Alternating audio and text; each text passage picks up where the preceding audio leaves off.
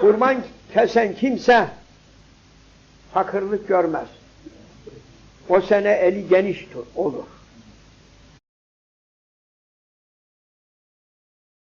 Fakirleri sevindirdiğinden dolayı Cenab-ı Allah onun kalbine ferahlık da verir.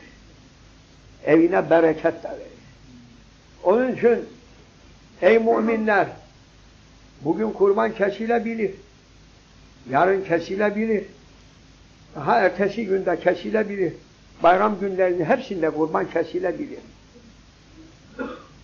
Hatta bugünleri geçirip bugünlerde iktidarı olduğu halde gevşek kalıp da kesmese kazası da olabilir. Bu ay çıkıncaya kadar. Bu ay çıktıktan sonra yine gelen seneye kadar da, gelen kurbana kadar da herhangi bir günde kesemedim, geri kaldım deyip niyet etse herhangi bir günde kurban bayramında üzerime vacip olanı ben eda edemedim, herhangi bir sebepten dolayı ya Rabbi sen beni affeyle, bu kestiğimi kabul eyle diyerekten bir günde de kesse, dağıtsa yine olur.